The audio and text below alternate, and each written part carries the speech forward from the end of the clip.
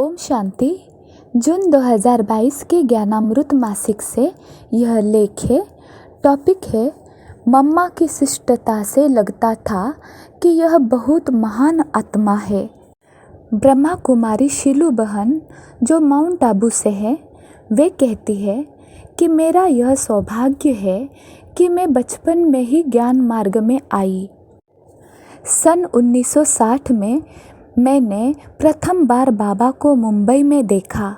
सन 1961 में 13 वर्ष की आयु में ही मैं प्रथम बार माउंट आबू आई। तब पहली बार मम्मा को देखा। बाबा के प्रति तो आकर्षण था ही, परंतु जब मम्मा को देखा तो उनके प्रति भी आकर्षण हो गया, क्योंकि वे सचमुच सरस्वती माँ अनुभव होने लगी थी। मैं छोटी थी, मम्मा से मुझे बहुत प्यार मिला। मम्मा छोटी कुमारियों को बहुत प्यार करती थी और सदा कहती थी कि तुम अपने को कुमारी न समझो, जगत माँ समझो। जगत माता समझोगे तो बहुत बड़ी जिम्मेदारी महसूस करोगे। मम्मा को देखते ही लगा कि यह हमारी सच्ची अलौकिक माँ है। मुझे मम्मा का बोलना, चलना, देखना बहुत प्यारा लगता था। धीमी चाल, मुस्कुराता हुआ चेहरा और सबके प्रति आदर भाव मम्मा में देखा, इसलिए मम्मा के प्रति मेरी बहुत सम्मान की दृष्टि रही। उस वक्त मधुबन से विदाई देते समय मम्मा ने मोतियों का बना एक छोटा पर्स मुझे सौगात में दिया और कहा कि इसमें आप ज्ञान रत्न भरना, फिर ये ज्ञान रत्न सबको बांटना। मम्मा का यह यादगार पर्स आज भी मेरे पास सुरक्षित रखा है। मम्मा में गंभीरता का गुण विशेष था, जिससे मम्मा मम्मा बनी। समाने की शक्ति, सहन करने की शक्ति, ऐसी अनेक शक्तियाँ भी मम्मा में थी।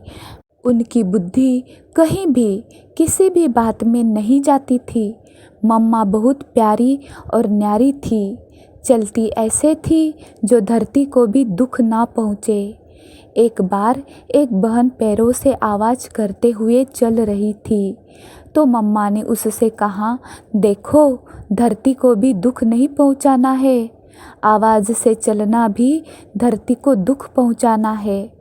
वह बहन फिर धीरे धीरे से चलने लगी। मम्मा बहुत रॉयल थी, रॉयल्टी में चलती थी, हड़बड़ाहट में नहीं। उनकी शिष्टता से लगता था कि यह बहुत महान आत्मा है, सचमुच लक्ष्मी बनने वाली है, ऐसा मुझे स्पष्ट अनुभव होता था। मम्मा मुंबई में बहुत समय रही। मैं मुंबई से हूँ। रोज़ मुरली क्लास में मम्मा मुरली की एक पॉइंट पर बहुत विस्तार से सुनाती थी, तो सचमुच ज्ञान वीणा बजाने वाली सरस्वती के रूप में हमने मम्मा को देखा। ज्ञान की गहराई में जाना, यह मम्मा की विशेषता थी।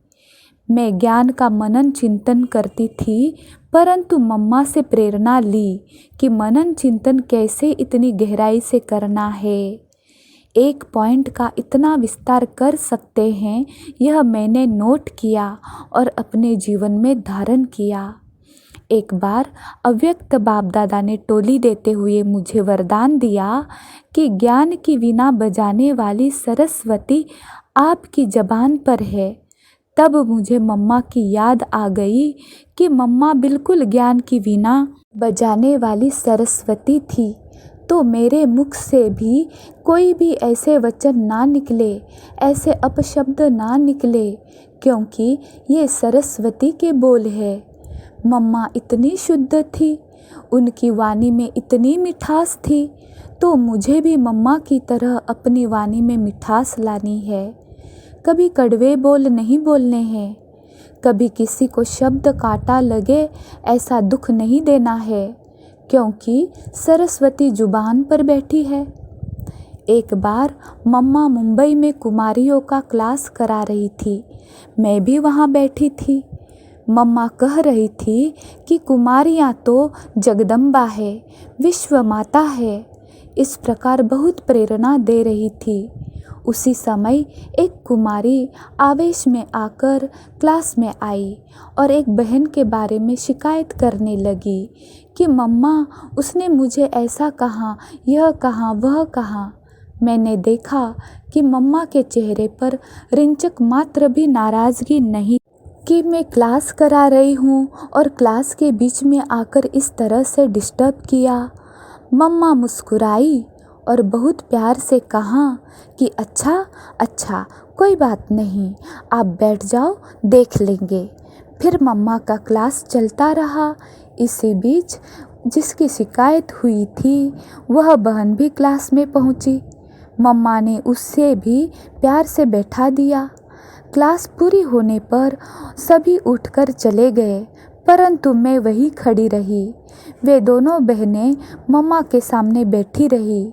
मुझे लगा कि जिसकी शिकायत हुई है मम्मा उस बहन को अब डांटेगी, परंतु मम्मा ने डांटने की बजाय उसे बहुत प्यार किया, उसकी बहुत महिमा की।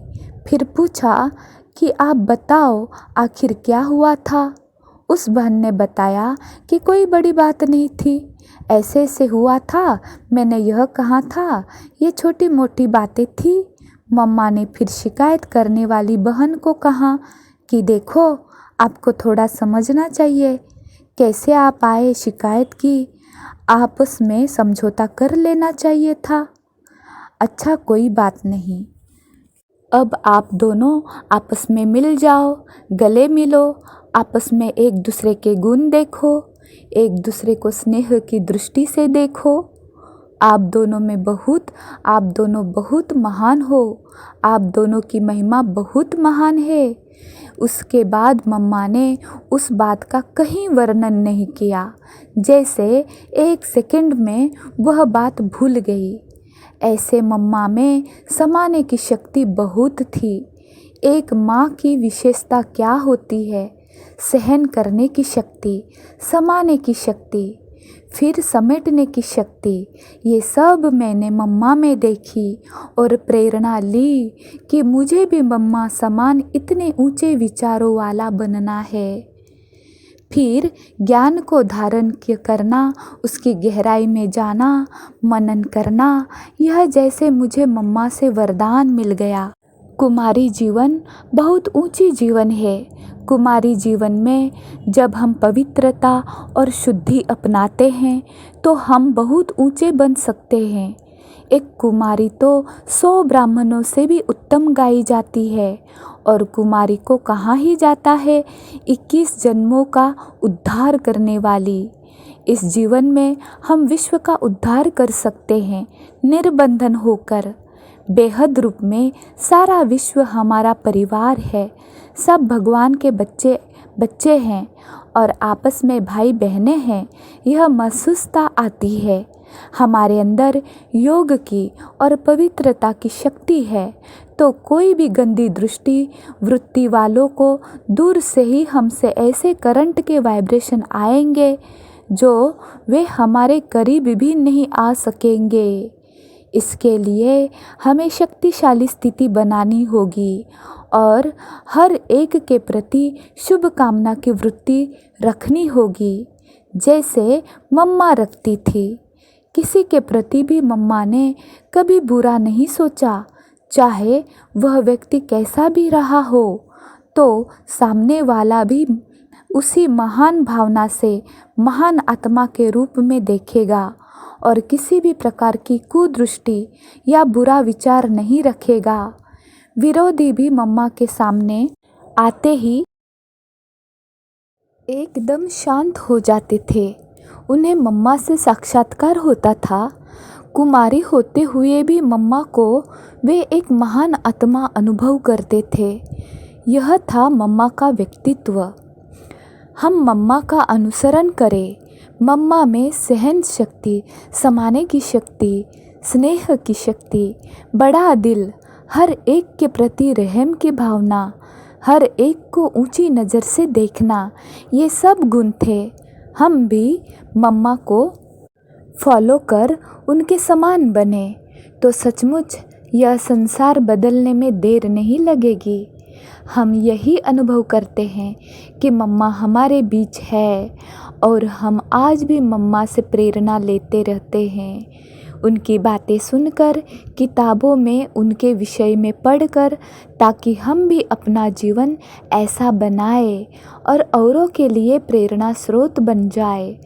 मम्मा से पाया हुआ वह प्यार, आदर, सम्मान मैं भूल नहीं सकती। अच्छा, ओम शांति। वीडियो पसंद है तो लाइक करें, सब्सक्राइब करें, शेयर करें। धन्यवाद।